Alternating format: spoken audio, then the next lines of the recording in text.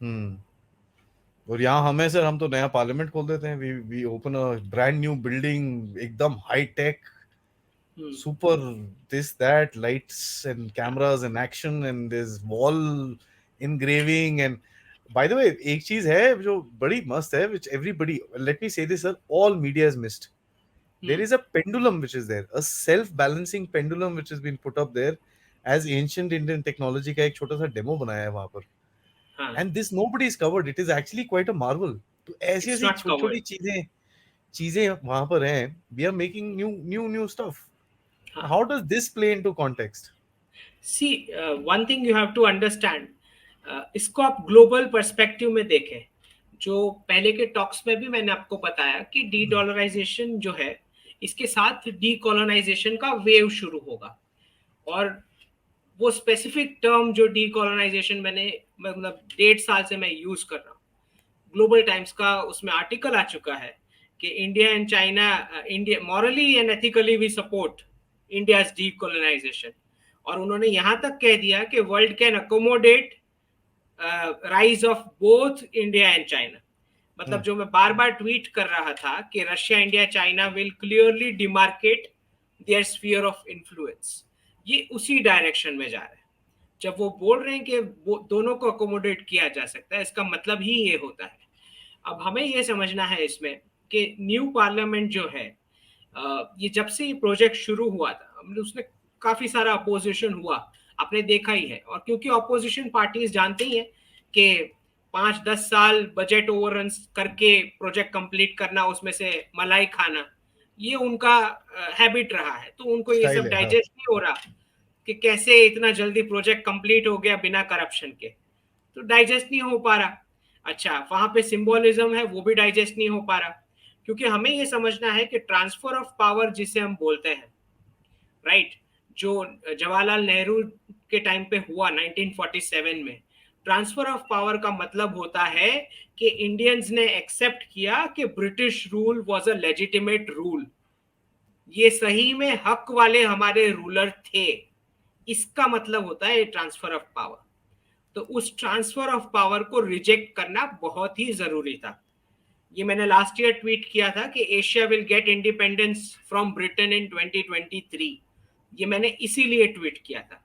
और मैंने इंडिया नहीं लिखा, एशिया लिखा, जो प्रूव हो गया वो चाइनीज से जो आया है कि ethically and morally we stand with India decolonization, ethically, morally and emotionally.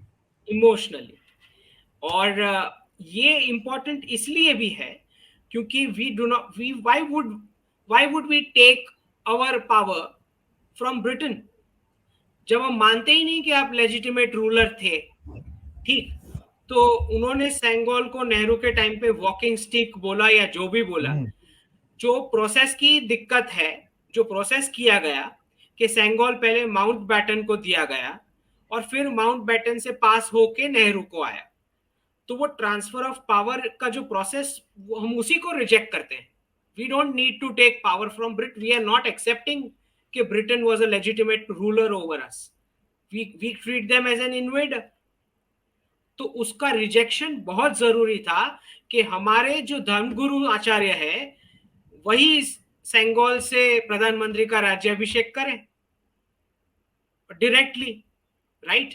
तो इसीलिए आपने देखा कि जो लोकसभा में जब एंट्री हुई, तो प्रधानमंत्री ने गुरुज जो थे धर्मा को सबसे पहले एंट्री लेने दी, वो पीछे खड़े रहे। ठीक है, तो ये जरूरी था ये करना। इसका बहुत ही इंपॉर्टेंस है इस बात का। और जिस तरह से वो आपने अखंड भारत का म्यूरल देखा, अब मैं कुछ मीडिया के चैनल्स देख रहा था, वो बता रहे थे सेंट्रल हॉल नहीं है, सबको लोकसभा में बैठना पड़ेगा। तो देवर इन इन लोगों को इतना भी नहीं पता है कि इसका क्या सिग्निफिकेंस है, वो नेगेटिव लाइट में बता रहे थे। इनको ये समझ नहीं आ रहा कि आपके लिए अकेले के लिए न्यू पार्लियामेंट नहीं बन रही है, ये पूरे इंडियन सब कॉन्टिनेंट के लिए नई पार्लियामेंट बन रही है। कल को यहाँ पे रिप्रेजेंटेटिव्स बैठेंगे इंडियन सब कॉन्टिनेंट के कंट्रीज के, जो अखंड भारत का हिस्सा थे। ये पूरी सेंचुरी के लिए बन रही है ये पार्लियामेंट, खाली आपके लिए नहीं बन रही। तो कोई भी फॉरेन डिग्निटरी आएगा, उसके लिए कोई सेंट्रल हॉल की जरूरत नहीं, वो आके लोकसभा में बैठेगा, लोकसभा को एड्रेस करेगा। इनको कुछ समझ ही नहीं आता, ऑपोजिशन पार्टी या मीडिया कुछ भी बोल, लीगेसी मीडिया। तो आपने डिजाइन्स में भी देखा कि कैसे आउटर जो सरफेस है आप देख सकते हैं, क्लियर कलश का सिंबल दिखता है। आर्मी का हेडक्वार्टर्स जो है उसमें आपको डमरू वाला जो इंफिनिटी का सिंबल है वो दिखता है। पीकॉक फेदर तो आपको हर जगह दिखाई होगा डिजाइन में। और पीछे जो स्पीकर के पीछे जो डिजाइन थी वो एक तो यूएन का जो डिजाइन था, प्लस उसमें इंस्पिरेशन जो था वो श्री यंत्र का था, वो जो म्यूरल था उसमें। तो बहुत माइन्यूट डिटेलिंग के साथ बनाई गई है। और 888 सीट्स हैं, तो आप समझ ही सकते होंगे कि किस प्रकार के लॉज आने वाले हैं, डिलिमिटेशन होने वाला है। तो उसी की तैयारी है ये सब, विच इज और फिर एस्पायरेशनल इंडिया है, ये यंगेस्ट कंट्री है। तो वी नीड सारे रिफॉर्म्स जो हमें चाहिए, स्पेशली आपको 2024 इलेक्शंस के बाद तो बहुत ही ज्यादा स्पीड दिखनी चाहिए। ठीक है, तो यूसीसी है, जुडिशियल रिफॉर्म्स है, सिविल सर्विसेज रिफॉर्म्स है, राइट, पुलिस रिफॉर्म्स है, ये सारे जरूरी है। और मेन तो है ही कि कॉन्स्टिट्यूशन में भी जहां अगर अमेंडमेंट लगता है तो अमेंडमेंट, और अगर हमें लगता है कि धार्मिक व्यू पॉइंट से इसका फिर से रीराइटिंग होना चाहिए तो वो भी that should also be on the table. तो आई वोंट बी सरप्राइज्ड अगर ऐसा कुछ भी होता है, क्योंकि पूरा वेस्टर्न टेम्पलेट हमने उठा के कट कॉपी पेस्ट किया था because of transfer of power. अगर British rule was a legitimate rule तो हमने सब कुछ कॉपी पेस्ट मार दिया, इंक्लूडिंग द मैप्स। इसके बावजूद के कोई वो मैप नहीं मानता है ब्रिटिश वाला, ना बांग्लादेश मानता है, ना नेपाल मानता है, ना इंडिया मानता है, ना अफगानिस्तान मानता है, ना चाइना मानता है। बट क्योंकि वो ट्रांसफर ऑफ पावर था 1947 वाला, तो हमने कट कॉपी पेस्ट करके चिपका दिया। ठीक, हम भी नहीं मानते, तभी अखंड भारत का म्यूरल वहां पे लगा है, राइट। और हमारे जो प्रधानमंत्री हैं वो तो डेट्स के लिए बहुत स्पेसिफिक है, आप जानते ही हैं। तो वीर सावरकर की जो एनिवर्सरी थी, उससे पहले गोडसे की एनिवर्सरी के दिन 2000 के नोट्स डिमोनेटाइज हुए। उससे पहले जो जेएनके रीऑर्गेनाइजेशन एक्ट था वो भी सरदार पटेल की एनिवर्सरी के दिन, क्योंकि सरदार पटेल को कश्मीर इशू से बाहर रखा गया, जबकि बाकी सारे रजवाड़े उन्होंने ज्वाइन कर दिए थे इंडियन यूनियन में, राइट। तो उसका भी बदला लिया गया, उसका भी बदला लिया गया उस दिन।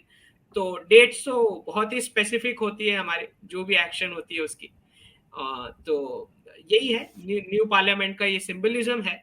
और अभी तो खाली एनवॉइज, फॉरेन एनवॉइज बैठे थे वहां।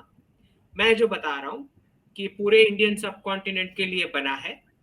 तो I will not be surprised कि जब पॉलिसी मीटिंग्स शुरू होंगी कंट्रीज के साथ, तो कंट्रीज के रिप्रेजेंटेटिव्स भी आके बैठेंगे वहां लोकसभा में।